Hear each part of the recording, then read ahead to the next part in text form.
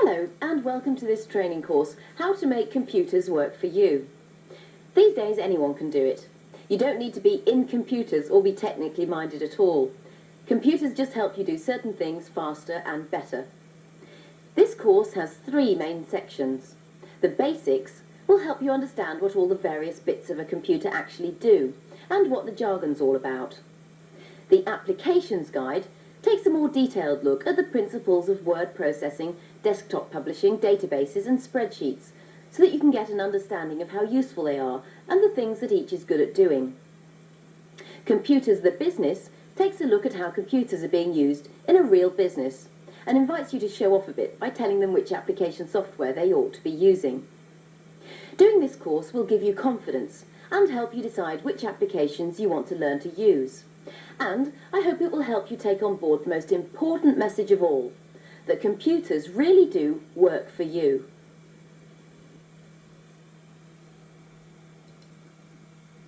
By taking time now to find out about some of the basic facts, you'll end up being more confident. It'll help you keep your end up in computery conversations, and it'll help you sort out what to do if you or someone else ever gets stuck.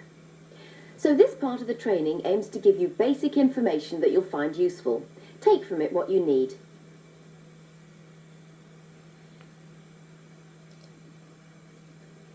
All these people use computers, and very few of them really know much about the computers themselves. They just know how to use them for what they want to do, which is fine as far as it goes, but you can do better. To prove that you're already in control, just select any or all of these people to see what they're using their computers for and what they think of them. In the sales and marketing field, the computer has completely revolutionised the efficiency of our office, in that not only do we use it for normal secretarial purposes, but also for mailing of things like company newsletters, the company brochure. In fact, basically the mail merge facility is probably one of the most useful aspects of the whole thing. It makes the publication up to date. The old-fashioned way of doing it manually was good and it did work, but it meant that you had longer schedules because you were going out of house for someone to do, say, the typesetting for you, someone else doing the illustrations for you, and then you'd have to proofread it all. Whereas doing it this way, editors can proofread on screen, so you're not doing so many printouts, you're saving money and time on that as well. And they can make last-minute changes right up until it actually goes to press. Where the computer has just completely changed all our lives is that not only will it add and subtract columns, rows or selected items, it will do percentages for you, so it can do your VAT, and of course you can update it whenever you want. You don't have to get out another piece of paper and start again. It's a good record, it's useful, and it is, it's so much better than those old bits of paper floating around and wondering where to put them at the end of the day and all the files getting jammed up. And you can access things like cross-references really quickly. You can do that at the touch of a button, whereas before you would have had to pull out a different file completely and then rummage through that alphabetically until you got to the file in question, and then it probably wouldn't have told you a great deal.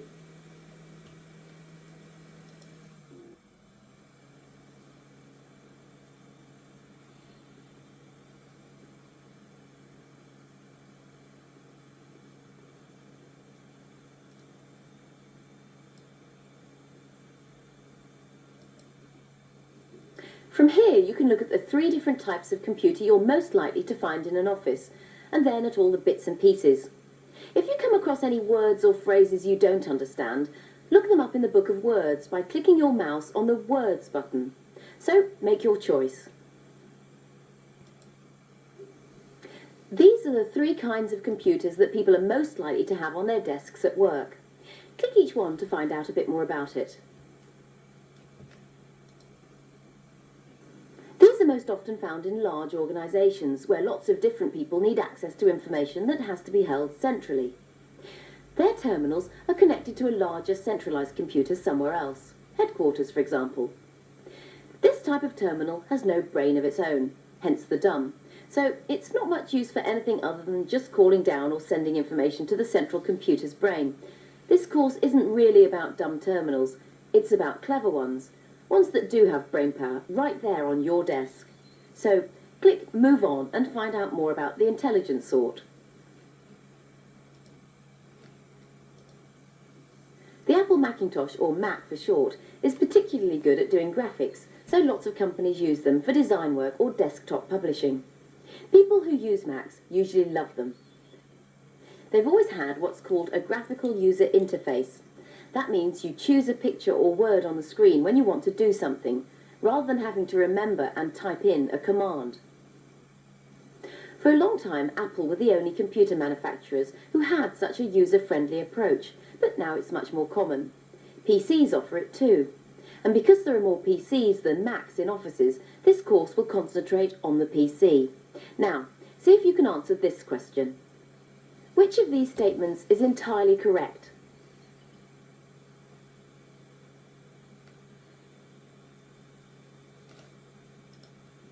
Exactly right. Well done.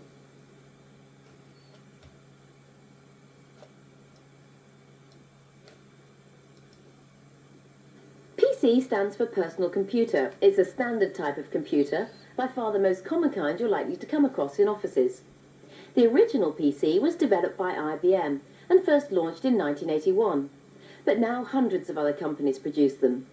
They all look slightly different, but the important thing is that they can all do the same things, run the same programs, which is very useful and very sensible. It's a bit like videos. There used to be several different types, remember? But now VHS is the standard. It isn't necessarily the best, but there are millions of VHS videotapes available, and you can play any of them on any VHS machine, so everyone buys VHS. So a computer that can rightly claim to be a PC or a PC compatible or a PC clone is good news. There's a lot of good software that it can run. This computer that you're working on now is a PC. But one of these is not. Do you know which? Right, well spotted. The Amiga is primarily a games machine with powerful graphics. It's got lots of strengths, but it's not PC compatible, so it can't run any PC programs.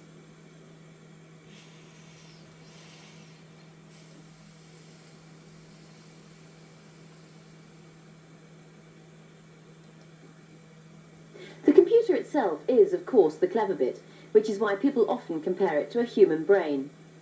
When people talk about what sort of PC they've got, they often boast about the type of chip it's based on, the sort of disk drive it's got, its memory size and its speed. So someone might say, I've got a 486 with an 8 meg of RAM and 100 meg of hard disk running at 33 megahertz.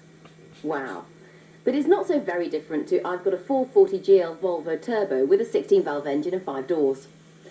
To understand this jargon, or if you want to buy a PC, find out more here.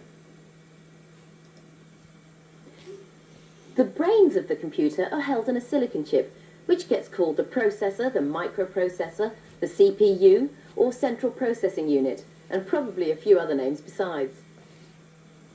PCs are based on a range of chips made by a company called Intel.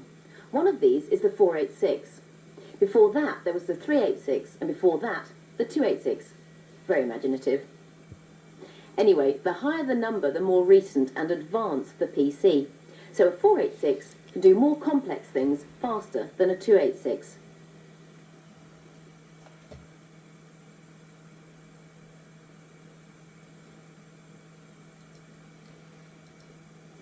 RAM stands for Random Access Memory, which effectively means usable brain capacity. RAM is a temporary kind of memory, but when you're working on your computer, RAM is where it's all happening. And some types of application need lots of it. They need lots of space to work in, so having more RAM is better. It's more flexible. Now, because RAM is just a temporary working space, when you switch the computer off, everything in it disappears. That's why it's so important to save your work as you go along.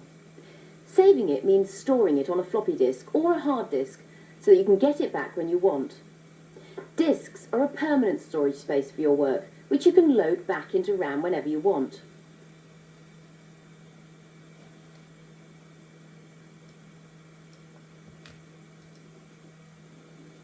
Software applications and the work you do with them A word processing application and the letters you write with it, for example, need to be stored somewhere when the computer's switched off or being used for something else. This is where floppy disks and hard disks come in. They're what you save things onto. All new PCs have a hard disk built into them, and most will also have at least one floppy disk drive. Some, like the one you're using, will even have a CD-ROM drive. Find out more about each type now.